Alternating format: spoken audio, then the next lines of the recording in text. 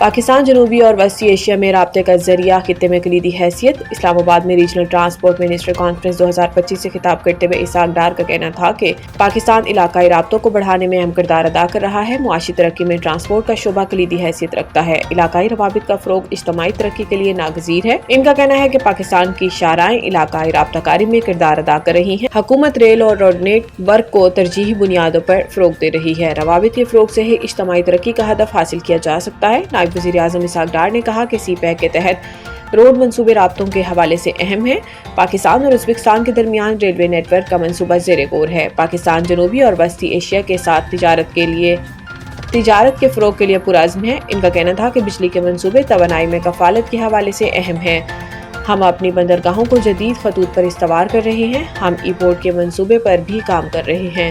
پاکستان برآمدات پر مبنی معاشی ترقی کے لیے اقدامات کر رہا ہے۔ کانفرنس سے خطاب کرتے ہوئے وزیر ٹرانسپورٹ علیم خان کا کہنا ہے کہ ٹرانسپورٹ کا مربوط نظام کسی بھی ملک کی ترقی کے لیے نہایت اہمیت رکھتا ہے۔ پاکستان شعبہ ٹرانسپورٹ میں جدید ٹیکنالوجی کو بروئے کار لا رہا ہے تاکہ اس کے نظام میں مزید بہتری لائی جا سکے۔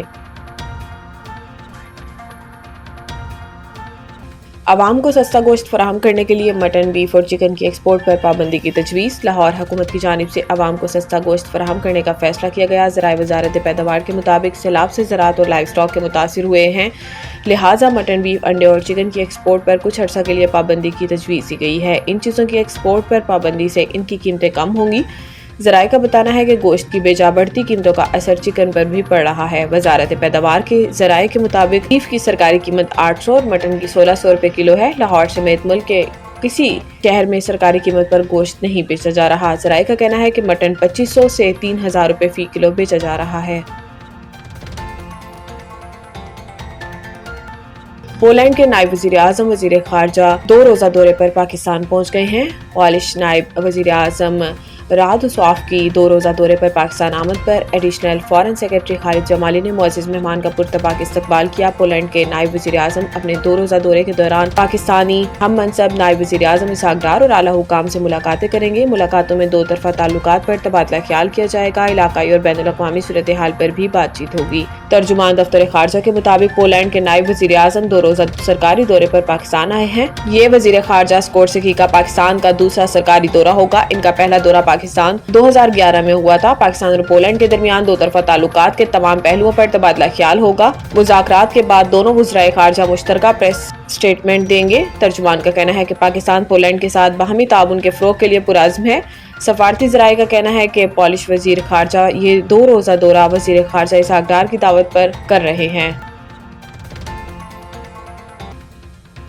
عمران خان کی ضمانت کی درخواستوں پر آئندہ تاریخ پر حکام سے تمام مقدمات کا مکمل ریکارڈ طلب۔ بانی chairman P T I Imran Khan کے خلاف 26 نومبر احتجاج کے 6 مقدمات کی سماعت ہوئی، جس کے دوران عدالت نے آئندہ تاریخ پر تمام 6 مقدمات کا مکمل ریکارڈ طلب کر لیا۔ عدالت نے بانی چیئرمین پی ٹی آئی کی ضمانت درخواستوں کی سماعت 6 نومبر تک ملتوی کر دی۔ انسداد دہشت گردی کی خصوصی عدالت کے جج امجد علی شاہ نے سماعت کی۔ آج بھی ضمانت کی درخواستوں پر دلائل نہ ہو سکے۔ مقدمات میں تھانہ نصیر آباد کے کانسٹیبل کے قتل کا مقدمہ بھی شامل ہے۔ عدالت نے آئندہ تاریخ پر تمام 6 مقدمات کا مکمل ریکارڈ طلب کر لیا۔ مقدمات میں بشرا بی بی سمیت تمام ملزمان کی ضمانتیں منظور ہو چکی ہیں۔ لاہور آج بھی دنیا کے آلودہ ترین شہروں کی فہرست میں پہلے نمبر پر آ گیا۔ لاہور کی فضا آج بھی آلودہ اور مضر صحت ہے۔ دنیا کے آلودہ ترین شہروں میں لاہور پہلے نمبر پر۔ لاہور کا ایئر کوالٹی انڈیکس 253 ریکارڈ کیا گیا، جبکہ صبح 7 بجے سے پہلے لاہور کی برکی روڈ کے علاقے میں AQI 485 ریکارڈ کیا گیا۔ لاہور کے ساتھ ساتھ پنجاب کے دیگر شہروں کی فضا بھی انتہائی مضر صحت ہے۔ دنیا کے آلودہ ترین شہروں کی فہرست میں بھارتی دارالحکومت نئی دہلی کا دوسرا، جبکہ عراق کا دارالحکومت بغداد کا تیسرا نمبر ہے۔ ایئر کوالٹی انڈیکس میں کراچی 181 AQI کے ساتھ چوتھے نمبر پر موجود ہے، جبکہ بھارتی شہر کلکتہ کا 5واں نمبر ہے۔ وائٹ بال سیریز کے لیے قومی اسکواڈ کا اعلان، بڑے ناموں کی واپسی۔ پاکستان کرکٹ بورڈ PCB کی جانب سے T20 انٹرنیشنل کے لیے 15 رکنی اور ون ڈے کے لیے 16 رکنی اسکواڈ کا اعلان کیا گیا۔ سلمان علی آغا T20 اور شاہین شاہ افریدی ون ڈے ٹیم کی قیادت کریں گے۔